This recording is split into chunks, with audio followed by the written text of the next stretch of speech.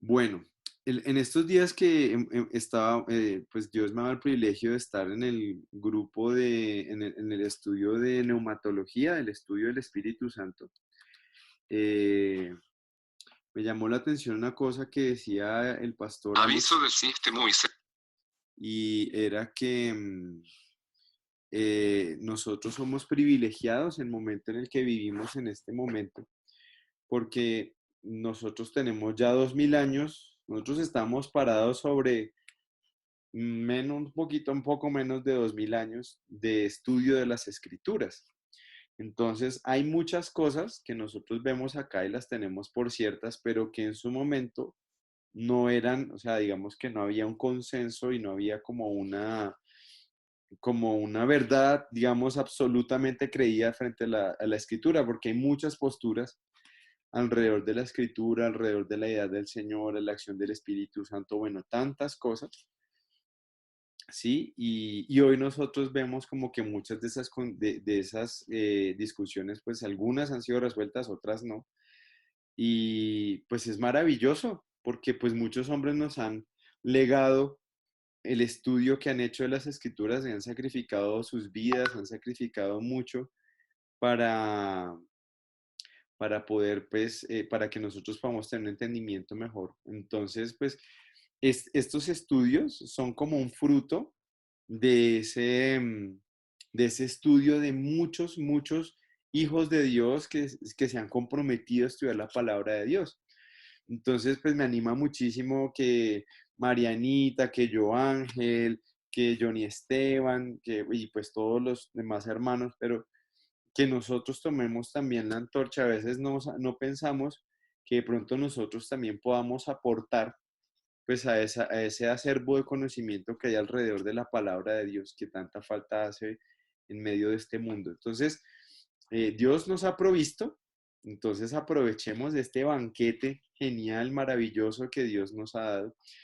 En este momento voy a compartirles la pantalla. Sí, encuentro lo que iba a compartir, por supuesto. Eh, no, no lo encuentro. Permítanme un segundito. Ya lo voy a encontrar. Sí, aquí está. Y pues es maravilloso poder estudiar la Biblia. A mí me anima muchísimo y me anima a estudiarla con ustedes porque, como les he dicho muchas veces, no son los únicos que aprenden. Creo que ustedes me enseñan muchísimo.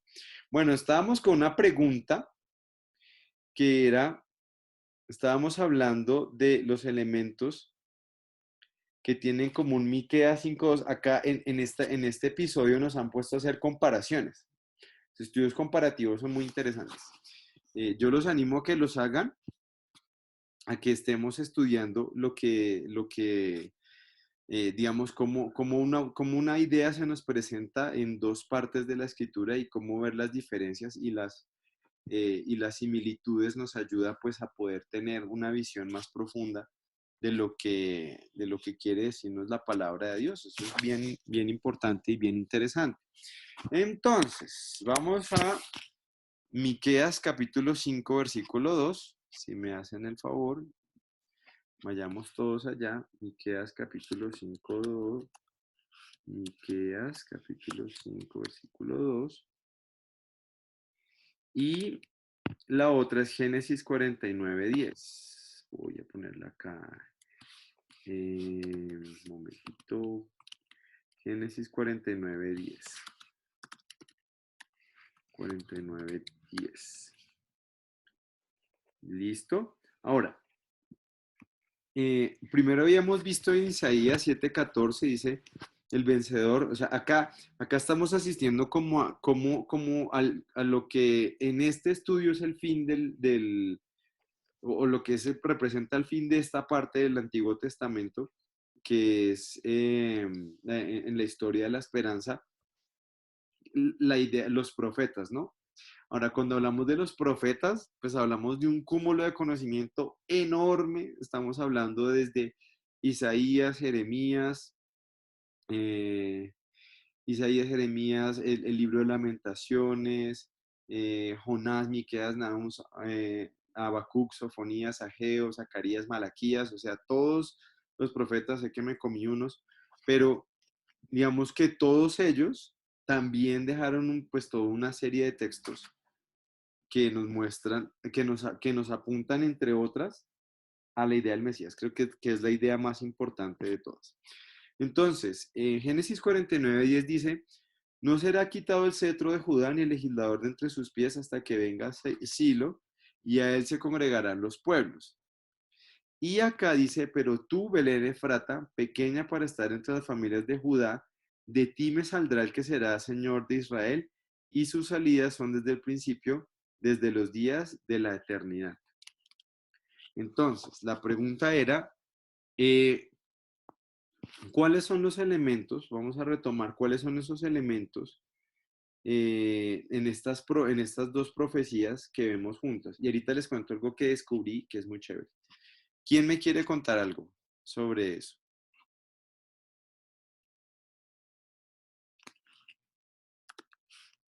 ¿Me repites la pregunta?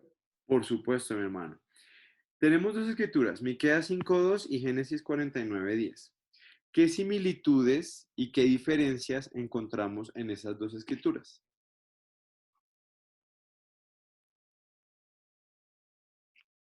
¿Las vuelvo a leer?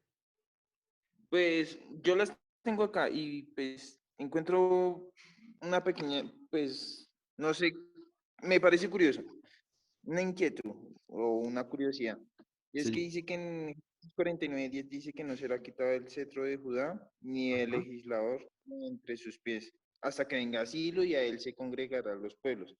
O sea Ujú. que el que viene de Silo es el que va a hacer que todos se reúnan.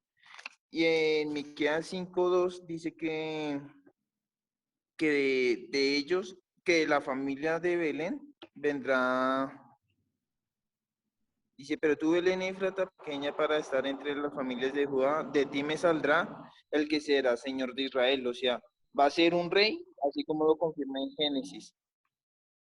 Y dice que, pues, que él viene desde el principio, porque dice que desde la salida desde el principio de la eternidad, o sea, dice que prácticamente literal confirma que es Dios, porque dice que viene desde la eternidad y el único que es eterno es Dios.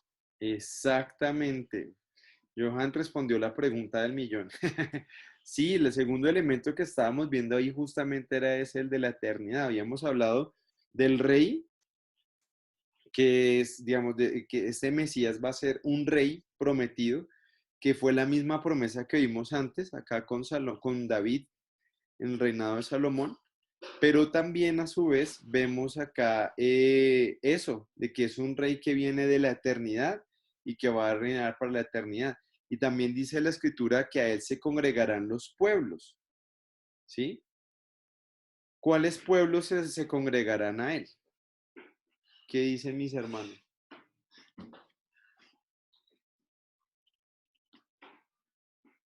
¿Cuáles pueblos serán los que se congregarán a él?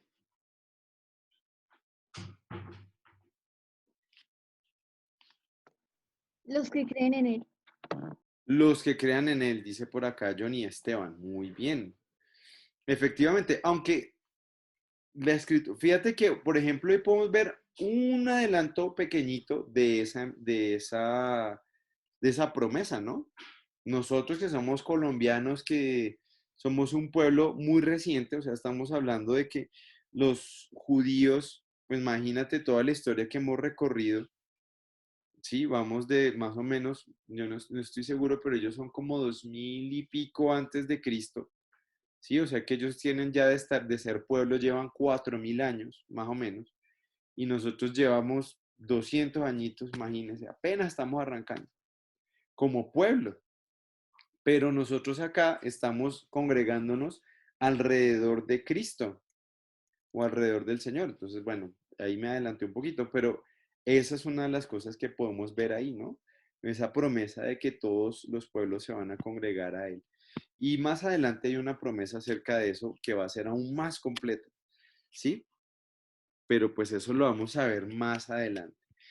Una cosa que me llamó mucho la atención, estoy retomando Génesis. Entonces, es que encontré por acá. Mm, mm, mm, mm, mm. Entonces resulta que en los hijos de Lea, Lea tuvo dos hijos. Uno fue Leví y el otro fue Rubén. ¿Se acuerda que hemos estado hablando un poco de ellos? Pero yo no sabía lo que significaban esos dos nombres. Y esos dos nombres es que mm, quiero encontrar, no era Rubén, perdón, sino Judá. Rubén y Judá. Entonces, perdón, Leví y Judá, pero es que se me perdió acá esta parte, especialmente el de Leví. Míralo, acá está. Y concibió otra vez, de estas Lea concibió otra vez, y se concibió otra vez y dio a su hijo. Y dijo, esta vez se unirá a mi marido conmigo, porque le he dado a luz tres hijos. Por tanto, llamó su nombre Leví. Leví significa unión, ¿sí? Y me llamó muchísimo la atención porque los sacerdotes ¿cuál es la tribu que tenían los sacerdotes? Pues la tribu de Leví. La tribu de Leví era esa conexión entre los hombres y Dios. O sea, eso me pareció muy, muy, muy chévere. Y mira lo que dice después, dice, concibió otra vez y dio a su hijo y dio a luz un hijo y dijo, esta vez alabaré a Jehová. Y por eso llamó su nombre Judá y dejó de dar a luz. Y Judá significa, creo que significa, ay, se me olvidó eso y dejó de dar a luz. Pero acá yo lo había visto en la otra versión. Pero me llamó mucho la atención el de Leví y Judá es algo relativo también como a los reyes. Entonces me pareció impresionante eso porque desde los nombres ya había una conexión como muy clara entre esas promesas de Dios. Eso me pareció de locos. Pero bueno, ese era un pequeño paréntesis. Eh, Dice acá, no será quitado el cetro de Judá ni el legislador de entre sus pies. O sea que ahí tenemos las dos promesas, el rey y además los pueblos que se van a congregar a él. ¿Y en qué cosas se diferencian? Aquí Miqueas nos está botando otros datos acerca del Mesías.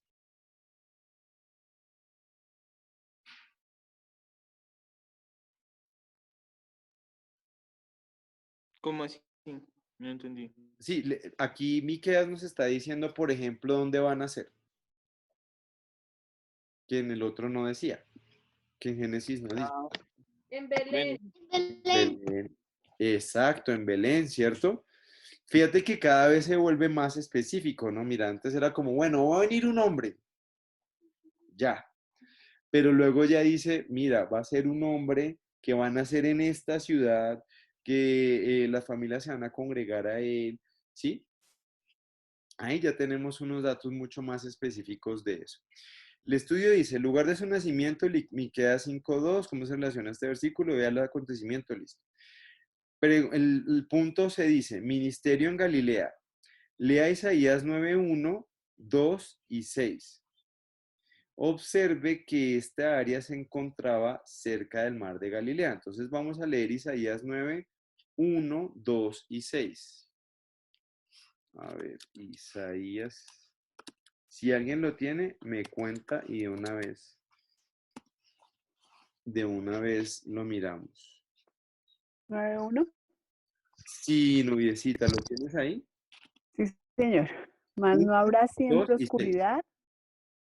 Sí, señora. Empiezo por el 1, ¿sí? Sí, Mas señora. no habrá siempre oscuridad para la que está ahora en angustia, tal como la aflicción que le vino en el tiempo que livianamente tocaron la primera vez a la tierra de Zabulón y la tierra de Neftalí, pues al fin llenará la gloria el camino del mar de aquel lado del Jordán en Galilea de los gentiles, dice 9:1. ¿Sí Ujú. es ese? Sí, señora. Y el Ok. 2 y el 6. El 2. El pueblo que andaba en tinieblas vio gran luz. Los que moraban en tierra de sombra de muerte, luz resplandeció sobre ellos. Y el 6, porque un niño nos es nacido, hijo nos es dado, y el principado sobre su hombro, sobre su hombro y se llamará su nombre admirable, consejero, Dios fuerte, Padre eterno, príncipe de paz. Amén. Perfecto, gracias, noviecita. Bueno, entonces aquí nos está hablando de dónde se va a desarrollar primordialmente el ministerio del Mesías. Entonces miremos acá el mapa del Jordán, a ver qué dice el mapa de Israel en la Biblia, porque sí. Listo, voy a compartir esta parte de acá.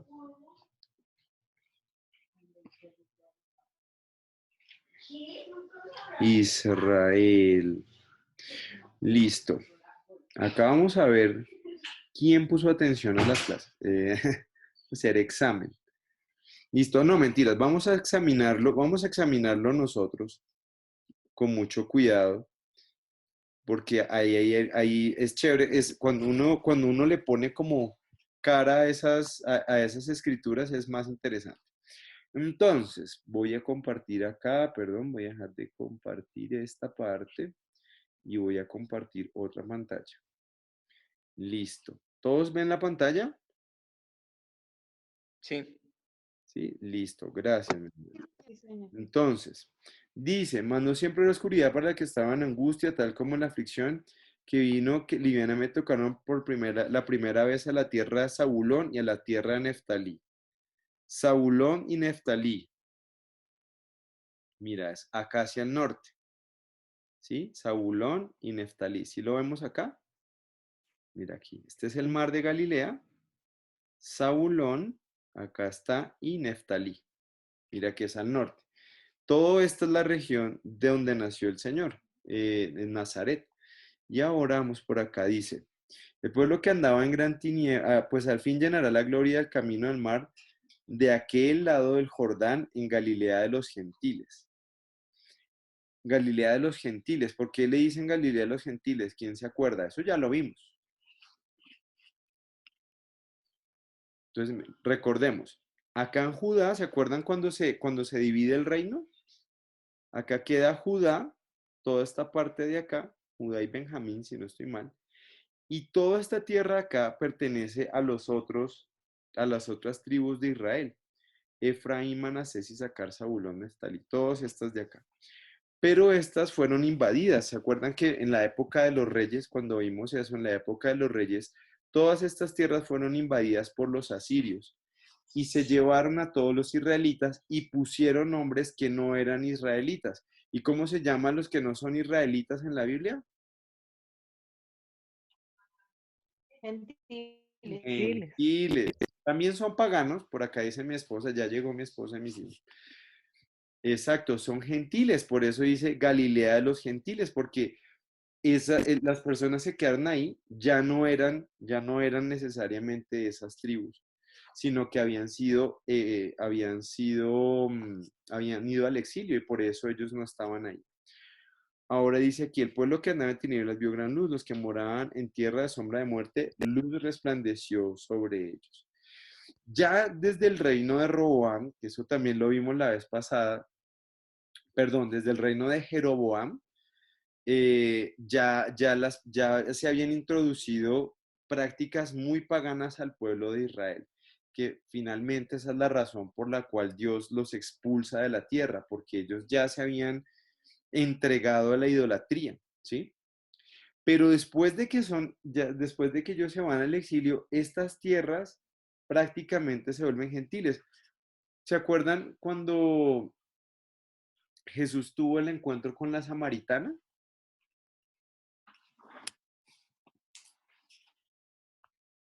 ¿Cuál era el problema con la samaritana? Que los Pues que ella, samaritanos no se hablaban con los Ajá, judíos. judíos. ¿Y por qué no se hablaban? Porque les tenían bronca.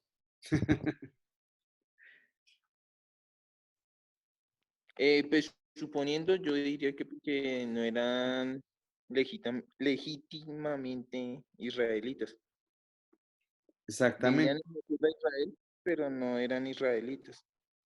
exactamente. Ellos, digamos, se llamaban Israel, pero ellos ya habían tomado unas costumbres totalmente, pues, o sea, para los judíos era como, miren, ustedes ni siquiera son el pueblo de Dios, ¿sí? O sea, que el mismo Señor les dice, ustedes adoran lo que no conocen, porque ellos ya estaban perdidos, ¿sí? Este tema a mí siempre me ha llamado mucho la atención, porque el Señor no escogió estar acá donde estaban los que supuestamente sí le iban a creer, sino acá estaban los más perdidos del pueblo de Dios, estaban en esta zona de acá. Por eso dice la escritura que una gran luz resplandeció y los que moraban en la tierra de sombra de muerte, luz resplandeció sobre ellos. O sea, fue tremendo, ¿sí? Porque realmente ellos estaban muy perdidos y espiritualmente las influencias que habían aquí eran terribles. Casi todos los endemoniados que Jesús sacó eran de estas tierras, por este lado. Entonces es tremendo, ¿no? Yo ángel Señor. Es que una inquietud, pues, viendo el mapa, hay dos regiones que dicen Manasés. ¿Me podrías explicar por qué? Sí, señor. Bueno, en lo poco que sé de geografía bíblica, lo que pasa es que a veces, digamos, recuerda que el pueblo llegó por aquí, por este ladito. O sea, ¿sí ves la manito? Ujú, Por la parte de Moab entró sí, el pueblo de Israel. Pero entonces, antes de pasar el río, ellos conquistaron estas partes. Luego pasaron el río, pero esta parte de acá ya la habían, de hecho esto lo conquistó, esto lo dio haber conquistado Salomón, porque los israelitas conquistaron como hasta acá.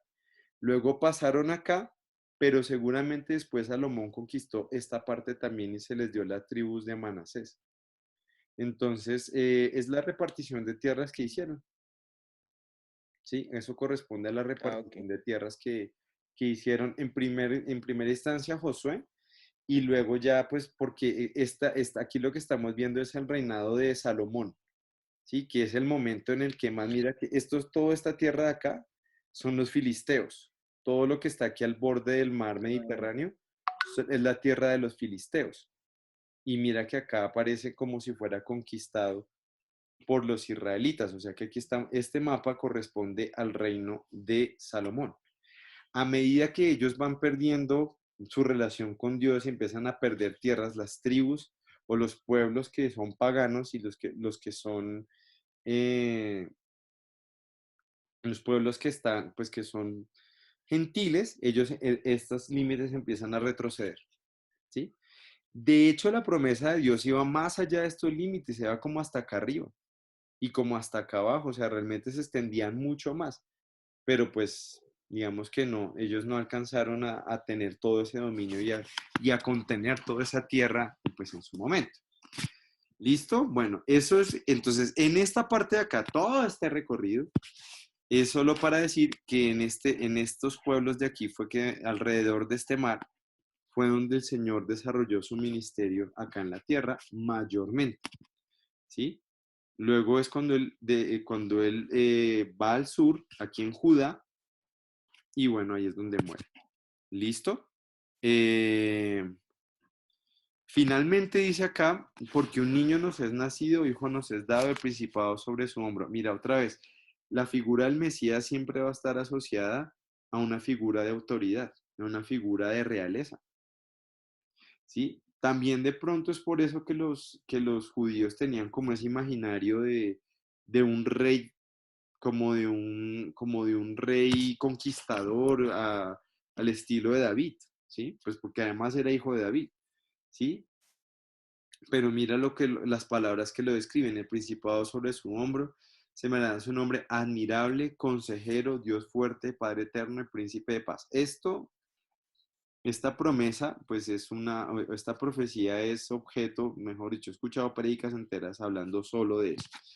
Eh, pero pues es bien especial ver, eh, ver pues como, digamos que aquí vemos más de la forma en que esperamos que fuera el Mesías. ¿Hasta aquí hay alguna pregunta, duda, queja, inquietud? Aviso del sistema. Pues me parece curioso porque está también diciendo que pues que van a ser es un niño, ¿no? Que va a ser, o sea, que va a ser un rey desde niño, Ujú. pero no tiene que, o sea, me parece curioso porque en la religión católica dan mucha divinidad a Jesús cuando era niño. Una que solamente está como avisando que será un niño el que va a tener la potestad y la potestad no, sino el principado sobre sus hombros y que después pues, llegará a ser su nombre admirable. Pero Ujú. no va a decir que es cuando sea niño que va a cumplir todo eso. Sí, señor.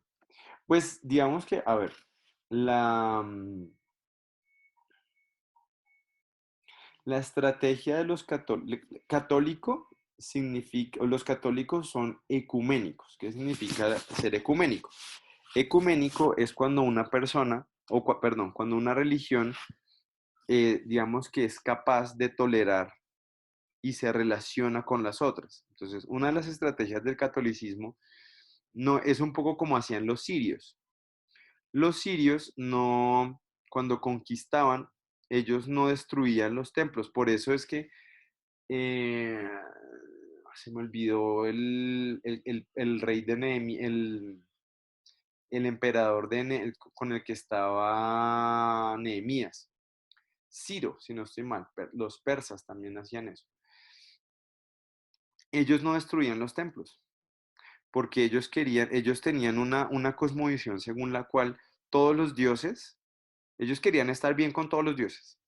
Por eso Ciro deja reconstruir el templo de Jerusalén, porque él dice, no solo fue ese templo, sino todos los templos que había en el imperio, porque él quería quedar bien con todos los dioses.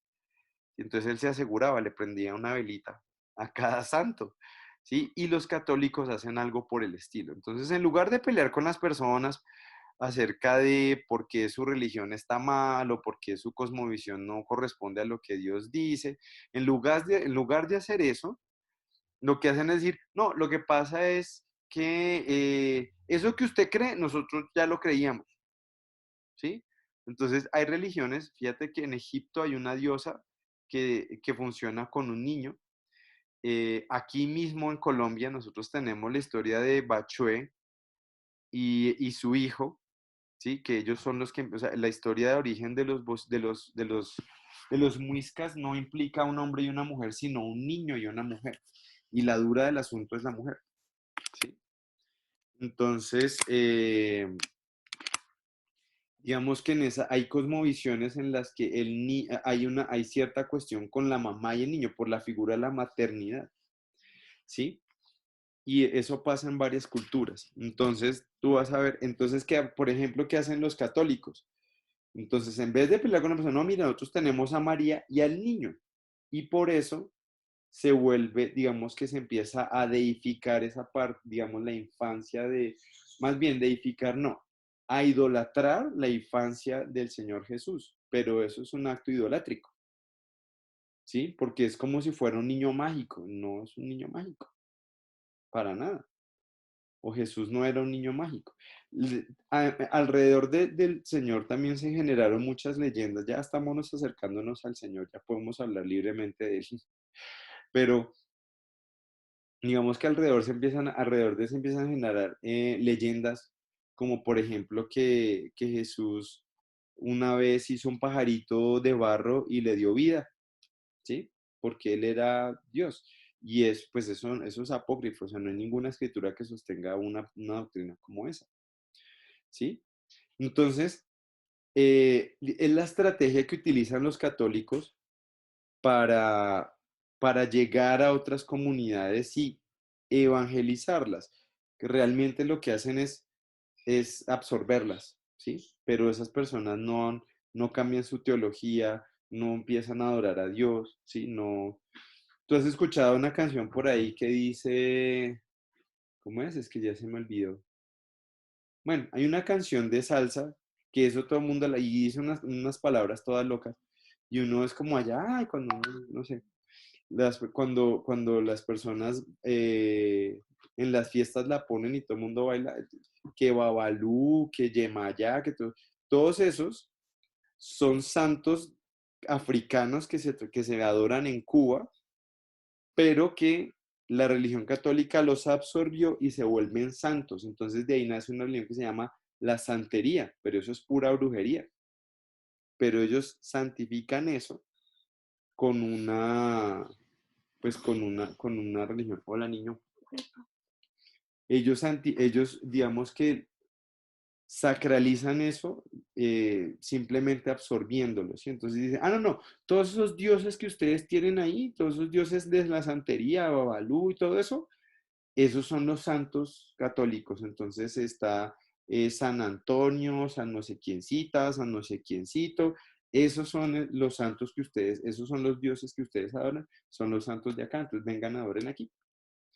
O si, y para no ir más lejos, si tú vas, por ejemplo, a una catedral, puede ser acá en Chía o en el centro de Bogotá, cuando tú entras, las catedrales, sobre todo las que son muy antiguas, tienen unos altares grandísimos con unos cosos de oro, y regularmente esos cosos de oro están con plantas y con cosas, figuras no de animales, pero sí de plantas. Eso no es porque la Biblia dice. Esas plantas y esas cosas corresponden a las plantas de adoración de los indígenas, y de esa manera les decían a los indígenas, no, adoren a su Dios aquí. Por eso es que la Valvanera por eso es que en la Valvanera está ese templo allá alto, porque allá arriba en la Valvanera era donde los indígenas adoraban. Entonces decían, no, entonces ustedes adoran a su Dios allá, pues les ponemos una iglesia, adore a su Dios.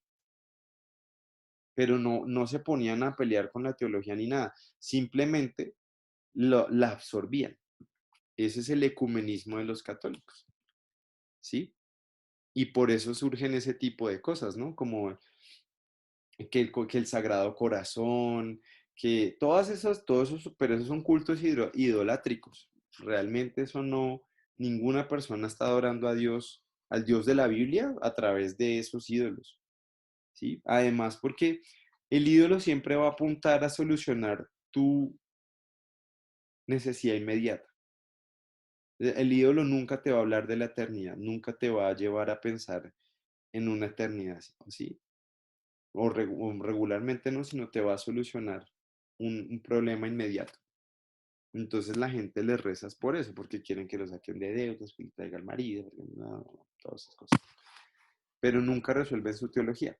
Claudita. Mi Dieguito, y también este tema de los santos, que a mí siempre me ocasionaba muchísima curiosidad en mi casa y nadie me respondía bíblicamente, sino por una serie de tradiciones que llevaban en mi casa. Cada santo tiene una especialidad. Entonces, si tú quieres salir de problemas, ve donde Santa Rita, por ejemplo. Si necesitas esposo, ve a donde San San Antonio. Antonio. Si necesitas salir de deudas, ve donde San Joaquín. O sea, no sé, diferentes santos, y cada uno es tan pequeño que cada uno tiene que suplir una necesidad, y lo que tú dices, inmediata, ya después pues no existe ese santo para la persona, ¿no? Lógicamente. Y fíjate una cosa, lo que dice, lo que menciona Claudita, finalmente, fíjate cómo se desplaza la adoración a Dios, ¿sí? Entonces ya no es Dios, ya no es el Padre, no es Cristo, no es el Espíritu Santo, No, es se tienen exacto, eso es muchísimos un dioses, resucito. y eso les trato yo de explicar en mi casa. Pero así de pequeño tú ves a Dios y tan poco omnipotente que necesita ayudantes, les digo yo, siempre les digo, ¿será que en realidad la omnipotencia de Dios es tan limitada que necesita ayudantes para que éste le ayude a tal y a estos a tales y a estos a tales? Además que los santos que ellos crearon pues son humanos, ¿no? Ujú. Los han santificado los papas, creo, es algo así, ¿no? Sí, Bien particular. señora. que es bien particular y extraño. Sí, esto es tremendo porque eso es una tradición. Tú sabes que, bueno, en el siglo tercero ocurre llega Constantino y vuelve el Imperio Romano eh, cristiano, ¿sí? Eso empieza a generar un montón de situaciones desde la teología, ¿sí? Eso genera, por un lado, que los obispos tengan poder. Antes los pastores, para hacerme entender, los pastores eran como el pastor Galaxius, pues una figura líder dentro de una congregación y un líder espiritual, ya. Pero cuando Constantino hace eso, ellos se vuelven políticamente, entonces el gobierno les empieza a pagar, empieza a haber dinero de por medio, empieza a haber poder político, ¿sí? Y eso hace que, digamos, que muchas cosas dentro de la iglesia cambien. Entre esas, ahí, digamos, entre el siglo tercero y el siglo XVI, estamos hablando de casi toda la Edad Media, ocurre la Edad Media. Y los únicos que sabían leer, entonces ahí se consolida el canon, gracias a Dios, o sea, ya se dice listo. Estos son los libros de la Biblia, fantástico. Pero lo que ocurre después de eso es que la gente no puede leer la Biblia porque nadie sabe leer, solo los obispos, solo los clérigos. Entonces, también ocurre una cosa, mis hermanos, que es clave en esto.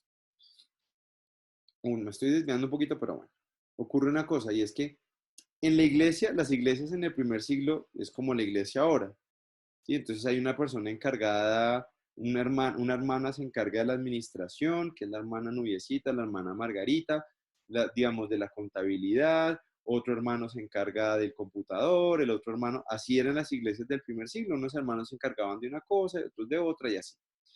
Cuando eso se vuelve un puesto público, como un funcionario público, entonces no cualquiera puede encargarse del computador, no cualquiera se puede encargar de las finanzas, porque eso es del público, eso es del Estado o del gobierno, digamos.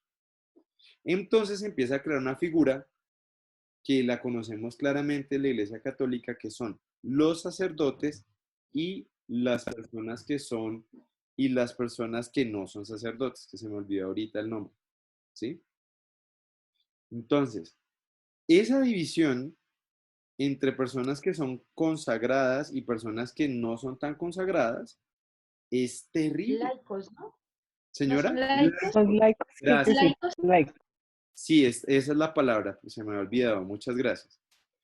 Esa situación del laicismo digamos que es muy perjudicial para la iglesia, ¿sí? Porque eso es perjudicial, mis hermanos? Pues porque entonces eso queda en cabeza de unos hermanos, ¿sí? Y los otros pues son como menos espirituales, entonces pues, se pueden relajar, como es la iglesia católica hoy en día. Entonces hay un cura, que es el que se encarga de todo, unos monaguillos, él tiene como su staff detrás de personas que le ayudan, pero el resto que va a la misa el domingo, sí, o sea, va a la misa y luego se desentiende del tema, o sea, no hay ninguna responsabilidad con la iglesia, no hay congregación. Y resulta que nosotros tenemos unos dones del Espíritu, ¿cierto, mis hermanos? Dios a cada uno, dice la Biblia, que a cada uno le dio un don. Eso dice la Escritura. Y si cada uno, vimos hace poquito en Pedro, acá dice que nosotros debemos administrar la multiforme gracia de Dios. O sea que si cada uno tiene un don, ¿ese don es para qué? Para ministrar en la iglesia, para servir en la iglesia, para avanzar el cuerpo de Cristo. De pronto acá está el hermano evangelista por el que estoy orando, o la hermana evangelista por la que estoy orando, por la que quiero orar más, o el que quiero orar más. Está una hermana que es buena para administrar, está una hermana que es buena para dar, está un hermano que es bueno para servir. Pero como es que el pastor es el que se encarga, entonces actuamos como laicos, como si no tuviéramos nada que ver con la iglesia. Apenas asistimos, pero no estamos llamados a eso. Cada cristiano tiene un don y cada cristiano debe poner un don al servicio del cuerpo de Cristo. Todos somos sacerdotes, que eso también lo dice Pedro. Pedro dice en el capítulo 2 que nosotros todos somos sacerdotes. para presentar sacrificios espirituales a Cristo. Entonces, esa figura, entonces de ahí, en ese gran espacio de la Edad Media, como la gente no leía la Biblia, pues se crea esa figura de los santos, porque como ellos van absorbiendo de todo lado, pues en Europa se absorbieron todo lo que había en Europa. Y todos esos santos que salen y todos, no, es que esta y me hizo un milagro y listo, santa. Tiene superpoderes de santa y la vuelven santa. ¿Sí? Y ahí está. Pero nosotros no somos, pero digamos que por eso hay que conocer la escritura. Por eso fue tan tremendo que Martín Lutero animara, o más bien que Martín Lutero hiciera pública la escritura. Porque entonces la gente se empezó a dar cuenta, ¡ay! Nosotros no estamos haciendo la voluntad de Dios. ¿Sí? Eso es bien importante, mis hermanos. Bueno, voy a avanzar entonces acá. Dice, lea Isaías 50. Aviso del sistema y server. Baja. Lea Isaías 52, 15, 23, y Isaías 52, 13 al 53, 2. Y entonces vamos a leer Isaías 53. Aquí. 53. Es 53. sí, 53, 12, 53, 52, 13 al 52, 53. 13. Se me lengua la traba. Listo. ¿Alguien lo quiere leer? Amén. Listo, dale, Johitan. Del 52, 13 al 53, 12. Ok. He aquí que mi siervo será prosperado, será engrandecido y exaltado, y será puesto muy en alto. Como se asombraron de ti muchos, de tal manera fue desfigurado de los hombres su parecer, y su hermosura más que la de los hijos de los hombres. Así asombrará a él a muchas naciones. Los reyes cerrarán ante él la boca, porque verán lo que nunca les fue contado, y entenderán lo que jamás habían oído. ¿Quién ha creído a nuestro anuncio? ¿Y sobre quién se ha manifestado el brazo de Jehová? Subirá cual renuevo delante de él, y como raíz de tierra seca, no hay parecer en él, ni hermosura. Le veremos, mas sin atractivo para que le deseemos. Despreciado y desechado entre los hombres, varón de dolores, experimentado en quebranto, y como que escondimos de él, el rostro fue menospreciado, y no lo estimamos. Ciertamente llevó él nuestras enfermedades y sufrió nuestros dolores. Y nosotros le tuvimos por azotado, por herido de Dios y abatido. Mas el herido fue por nuestras rebeliones, molido por nuestros pecados. Él, el castigo de nuestra paz fue sobre él, y por su llaga fuimos nosotros curados. Todos nosotros nos descarriamos como ovejas, cada cual se apartó por su camino, mas Jehová cargó en él el pecado de todos nosotros. Angustiado él y afligido, no abrió su boca, como cordero fue llevado al matadero, y como oveja delante de sus trasquiladores, enmudeció y no abrió su boca. Por cárcel y por juicio fue quitado. Y su generación, ¿quién la contará? Porque fue cortado de la tierra de los vivientes, y por la rebelión de mi pueblo fue herido. Y se dispuso con los impíos su sepultura. Mas con los ricos fue en su muerte, aunque nunca hizo maldad, ni hubo engaño en su boca. Con todo eso, Jehová quiso quebrantarlo, sujetándole al a, pe- a padecimiento. Cuando haya puesto su vida en expiación por el pecado, verá al linaje, vivirá por largos días, y la voluntad de Jehová será en su mano prosperada. Verá el fruto de la aflicción de su alma, y quedará satisfecho por su conocimiento. Justificará mi siervo justo a muchos, y llevará las iniquidades de ellos. Por tanto, yo le daré parte con los grandes, y con los fuertes repartirá despojos, por cuanto derramó su vida hasta la muerte, y fue contado con los pecadores, habiendo él llevado el pecado de muchos, y orando por los transgresores. Llorado por los transgresores. Sí, perdón. Tranquilo, mi hermano. Llorando. Bueno, acá nos está relatando pues la muerte del Señor Jesús. Dice, ¿qué cosas malas se le harían al hombre descrito en esta profecía? Muchos. Miremoslas. Miremoslas acá. Voy a tomarlo desde el 53:4. Dice, subirá el renuevo delante de él como raíz seca, ni hermosura le haremos y más atractivo para que le deseemos. Despreciado. ¿Alguna vez te has sentido despreciado? Sí. Qué feo, ¿no? El desprecio es algo amargo y algo horrible que cuando nos pasa, ¿no? Desechado. Sí, o sea, esas son cosas muy feas, pero eso es solo el comienzo. Varón de dolores. Jesús teniéndolo todo en la vida, o sea, todo siendo Dios, no teniendo necesidad de nada, viene aquí al mundo a sufrir. Muy tremendo eso. Experimentado en quebranto. Uy, no, eso es muy duro. Experimentado en quebranto. Y como que escondimos de él su rostro, fue menospreciado, no lo estimamos. Ciertamente llevó él nuestras enfermedades, sufrió nuestros dolores. Y nosotros le tuvimos por azotado de Dios, por herido de Dios y abatido. Mas él herido fue por nuestras rebeliones, herido con esos golpes que le dieron, con todas esas contusiones que le generaron, con todas esas cosas terribles que le hicieron en su cuerpo.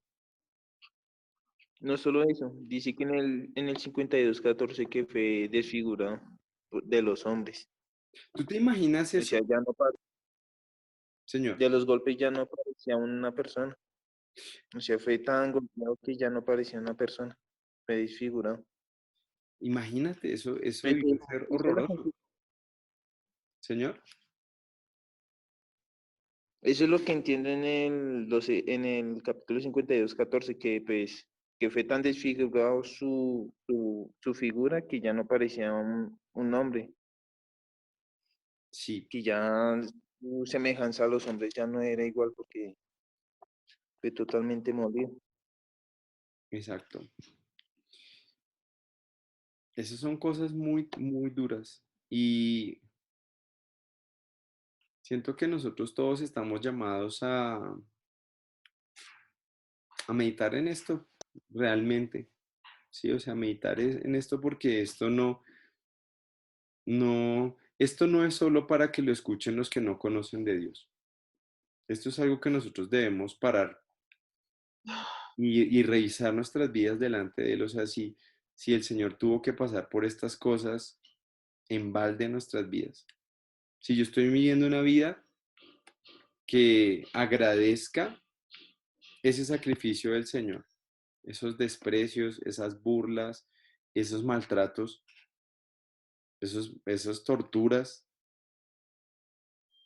y es algo que nosotros constantemente debemos predicarnos y decir, bueno, o sea, estoy viviendo una vida que realmente le dé la gloria al Señor, que realmente valiera la pena eso, pero es maravilloso lo que dice, me parece muy chévere lo que dice este versículo, dice acá, verá el fruto de la aflicción de su alma y quedará satisfecho. ¿Saben por qué? ¿Por qué la escritura dice eso? ¿Ustedes qué opinan, mis hermanos? Porque dice que él va a ver porque va a ver el fruto de la aflicción de su alma con satisfacción. ¿Será porque nos portamos bien?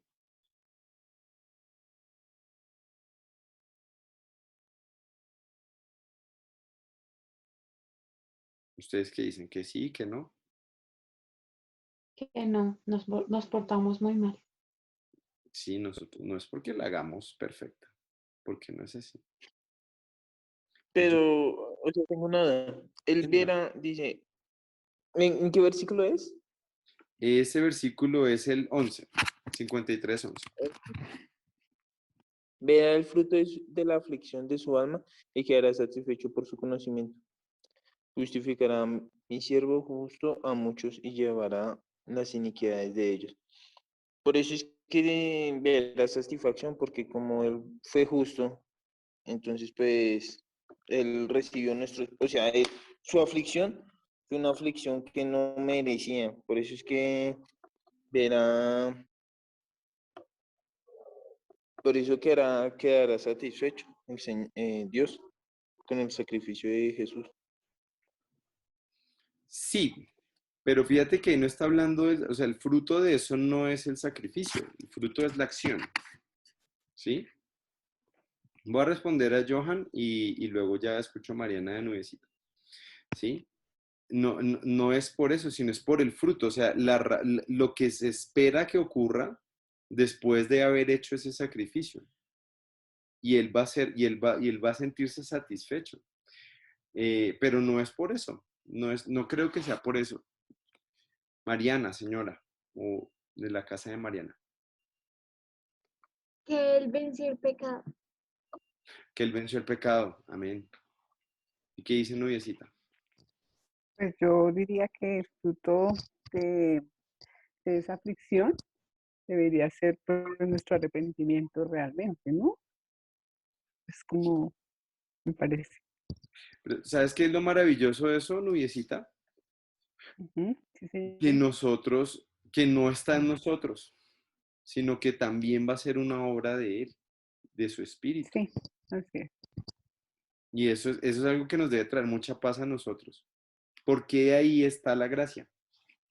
Que por su gracia sí nos es dada. O sea, no depende de nosotros. Si fuera por nuestras acciones, ya la habríamos liado, pero terrible. Ya leo la palabra Claudita. Pero sí, pero por su gracia, por el fruto de su poder, Ujú. ¿se acuerdan? También es por eso tan chévere es el episodio. Estos episodios han sido como muy interesantes porque, ¿se acuerdan de la serpiente de bronce? ¿Qué había que Sí, hacer? Creer. sí, tener la fe. ¿Y quién iba a hacer el trabajo? Dios. Dios, ¿Quién sí, nos iba a sanar? Dios. Dios, sí.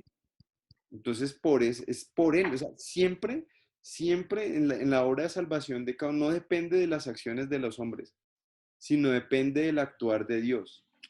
Y Dios es el que nos va a sacar adelante. Dios es el que nos va a redimir. Dios es el que nos va a llevar fieles. Dios, lo que dice en Judas, ¿no?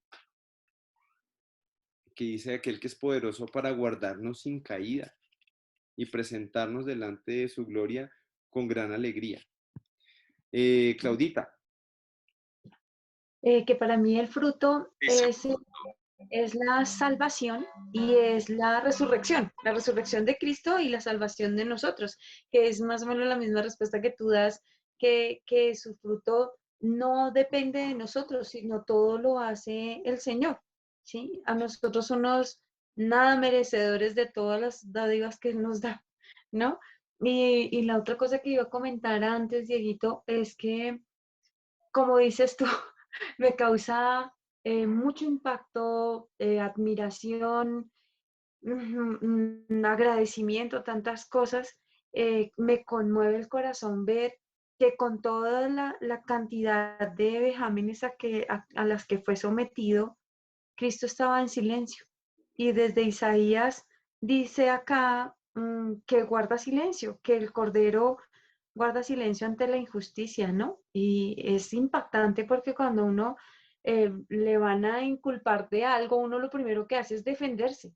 Fíjate que él no solamente le decían cosas, sino le hicieron cosas terribles. y guardó silencio. Eso es admirable, de verdad. Sí, es verdad. Y es tremendo, ¿no? Porque finalmente, de todos, el único que no se lo merecía es él. Yo creo, cuando yo estudié la Biblia y llegué a este punto, cuando Dios me permitió estudiar la Biblia, recuerdo que la persona con la que estaba estudiando me dijo, ¿tú por qué te ríes? Yo no me estaba riendo. O bueno, yo no sé si estaba teniendo cara de reírme, yo no sé qué cara tenía, pero él me llamó la atención muy fuerte, me dijo, mira, Jesús fue a la cruz por ti. ¿Y cómo le respondes tú? Y me incriminó muy fuerte. Y yo quedé como en shock. Y yo duré en shock todo el día. O sea, yo quedé como, ay, esto es verdad. Yo creo que ahí fue donde Dios empezó a tocar mi corazón profundamente. Porque entendí que Jesús había hecho por mí eso, ¿sí? Y no, pienso que es el problema por el cual las personas no se vuelven a Dios. Y es porque no entienden que ellos eran los que se merecían todos esos insultos, todos esos golpes, todas esas torturas, nos las merecemos nosotros, me las merecía yo por todo mi pecado, pero, pero damos por hecho al Señor. Y aún en la iglesia lo damos por hecho a veces. Entonces, hay personas que dicen, no, pues si yo ya llevo 20 años sirviendo al Señor en la fe, he hecho tantas cosas buenas, ya me puedo dar permiso para pecar. Imagina. Eso es desconocer la obra de Cristo de una manera terrible, ¿sí? Entonces, pienso que debemos siempre orar por no perder de vista esto, porque no hay pecado pequeño, o sea, por esos pecaditos pequeños que nosotros, ay, está embarradita. Mira, Jesús tuvo que recibir todo eso. Por eso hemos buscar su gracia y mirar la cruz. Esto fue tremendo, hermanos. ¿Les parece si vamos a parar acá y seguimos la próxima? ¿Listo? Entonces les agradezco mucho, mis hermanos, a todos ustedes. Vamos a orar y bueno, vamos a parar acá. Te damos gracias, Señor, por este día, Padre. Gracias sobre todo por el sacrificio de tu Hijo Jesús, que además fue maravillosamente profetizado por el profeta Isaías, Señor, muchísimo tiempo antes aún de que se inventara la crucifixión, Señor. Él ya había dicho, tú ya habías inspirado, Señor, la palabra para decir cómo iba a ser Dios, que el Señor iba a efectuar ese sacrificio. Y pues tenemos ahora, Dios, esta verdad en nuestras vidas, Señor. Permite que podamos vivir de acuerdo a ella, Señor. Aún los pequeños que nos escuchan el día de hoy, Señor, que estas palabras se queden sembradas en su corazón y Satanás jamás las arrebate. Te pido, Señor, por favor, porque sigamos fortaleciéndonos en nuestra fe, entendiendo, Señor, todos los días, Padre, predicándonos el Evangelio todos los días, Padre. Padre, somos tan pecadores, Señor, a veces somos tan ligeros, Dios, contigo, Padre. Por favor, ayúdanos, Dios, cada día, Padre, a no deshonrar este precioso sacrificio que ha hecho el Señor Jesucristo por nosotros. Gracias, Dios, por tus promesas, por esta esperanza que tenemos, porque es esperanza para nosotros, Señor, que se resume en la vida de Cristo, Padre. Ayúdanos, Señor, a tener claridad, Dios, cada día más frente a estas cosas. Y permítenos, Dios, cada día conocer tu santa voluntad en medio de todo. En nombre de tu Hijo Jesús, te pido que nos lleves con bien, que terminemos este día dándote la gloria. Amén. Gracias, Amén. mis hermanos. Gracias.